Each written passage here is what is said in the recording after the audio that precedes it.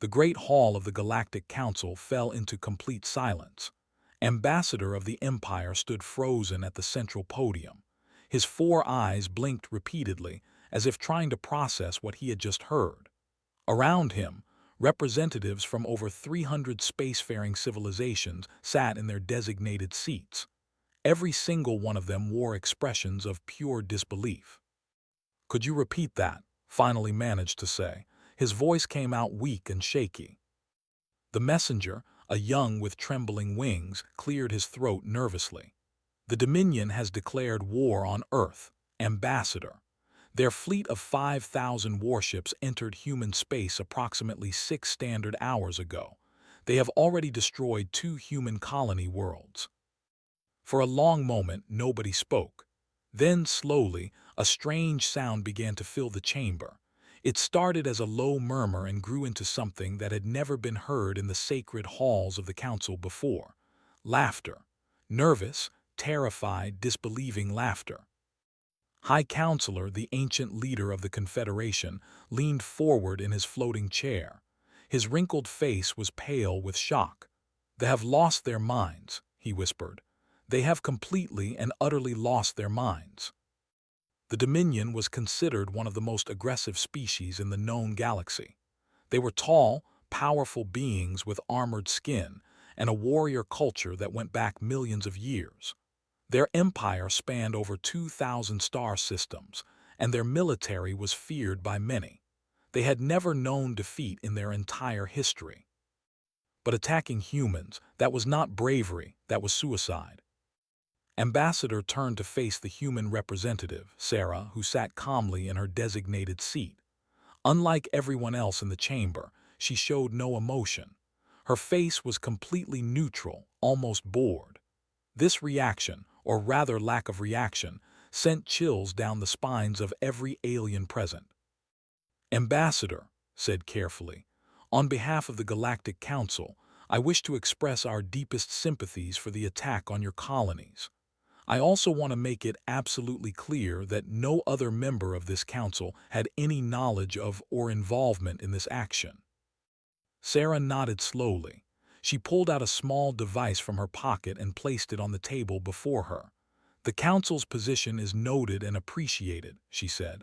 Her voice was calm and steady. "Earth has already received word of the attack. Our response is currently being prepared." Another wave of nervous shifting moved through the chamber. Several ambassadors exchanged worried glances. The Florian representative, a being made entirely of crystalline structures, actually began to crack slightly from stress. "If I may ask," High Counselor said, his voice barely above a whisper, "what form will this response take?" Sarah smiled. It was a small, polite smile that somehow managed to be the most terrifying thing anyone in that chamber had ever seen. "Standard protocol," she said simply. Standard protocol. Those 2 words caused more fear than any threat ever could. The galaxy had first encountered humanity roughly 200 years ago. At that time, humans were seen as a curiosity. They were a young species, barely having figured out faster-than-light travel. Their technology was primitive compared to the great empires that ruled the stars. Many species had dismissed them as unimportant. That was their first mistake. Over the following decades, humanity had expanded at a rate that shocked everyone. While other species took thousands of years to colonize a handful of worlds, humans spread across hundreds of planets in mere decades. They adapted to environments that would kill other species. They built cities on worlds with crushing gravity, toxic atmospheres, and extreme temperatures. They seemed to thrive in conditions that were considered impossible. But it was not their expansion that truly terrified the galaxy. It was what happened when someone tried to stop them. The collective had been the first to test humanity. They were an ancient race of telepathic beings who had conquered over 100 species through mental domination.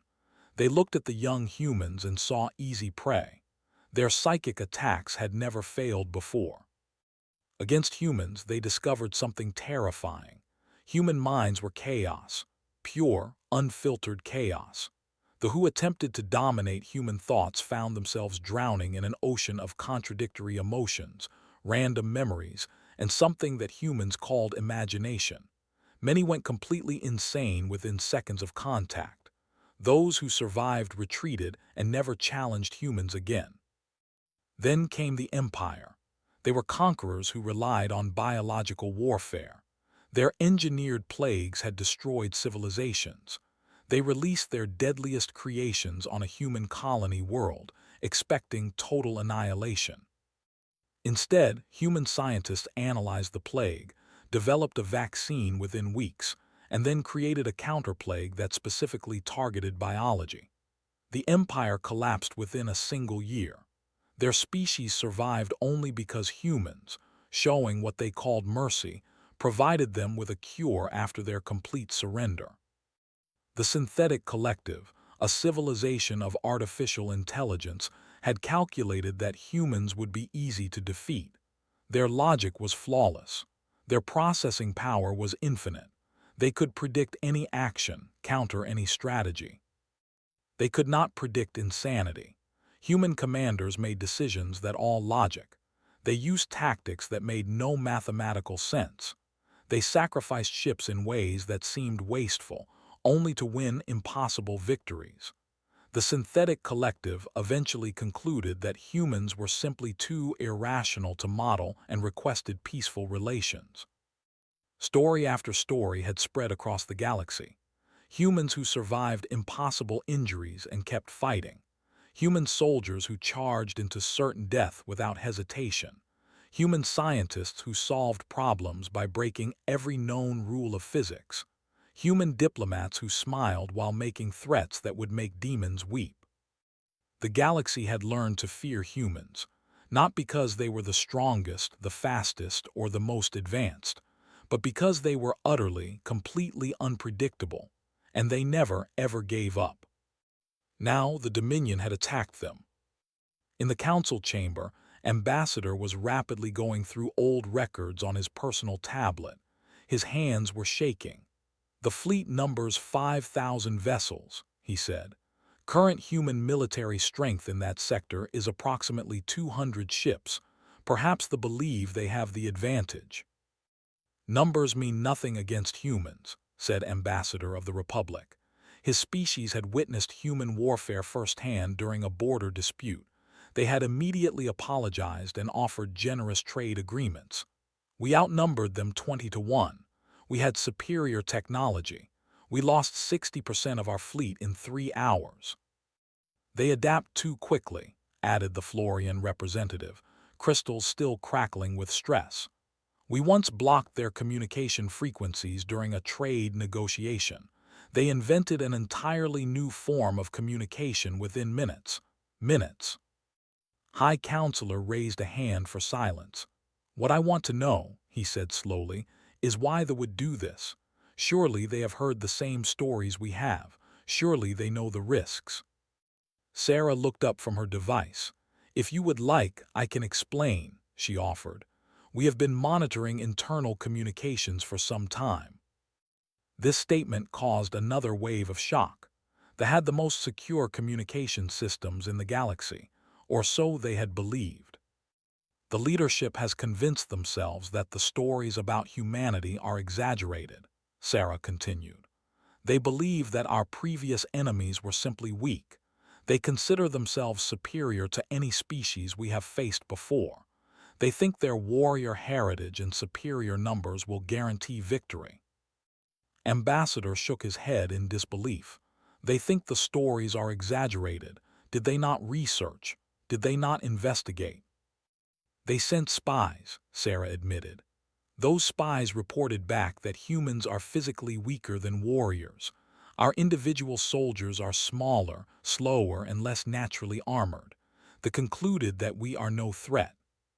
"Physical strength," muttered. "They judged humans by physical strength. Fools, absolute fools." Sarah's device beeped. She glanced at it and stood up. "I have just received word that our response has begun," she announced. "The Council may wish to observe." With a gesture, she activated the chamber's central holographic display. The image showed a region of space where the fleet was gathered, still celebrating their destruction of the two colony worlds. 5,000 warships, each one massive and heavily armed, arranged in perfect formation.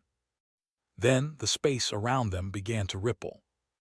Human ships emerged from what appeared to be nowhere. Not 200, not 500. Over 3,000 vessels appeared simultaneously in a perfect encirclement of the fleet. Each ship was different, as if built for different purposes. Some were sleek and fast. Others were massive and bristling with weapons. A few looked like they should not even be able to fly. "How is this possible?" gasped. "You said you only had 200 ships in that sector." "We did," Sarah replied calmly. "These came from elsewhere. Humans do not believe in leaving threats unanswered. Every available ship in our territory was redirected the moment the attack was confirmed. That would require crossing thousands of light years in mere hours," the Florian ambassador exclaimed. "Yes," Sarah agreed, "it would." On the display, the fleet was attempting to reorganize, but they were already surrounded, and then the human ships opened fire. It was not a battle. It was a demonstration. The vessels, for all their size and power, were being torn apart with systematic precision. Human weapons sliced through their shields like they were not even there. Human ships moved in patterns that seemed random but somehow avoided every counterattack. Within 30 minutes, the mighty fleet was reduced to floating debris. The council chamber was silent. Even the most experienced ambassadors, beings who had witnessed wars and catastrophes beyond counting, sat in stunned shock. "What happens now?" High Counselor finally asked. Sarah turned off the display.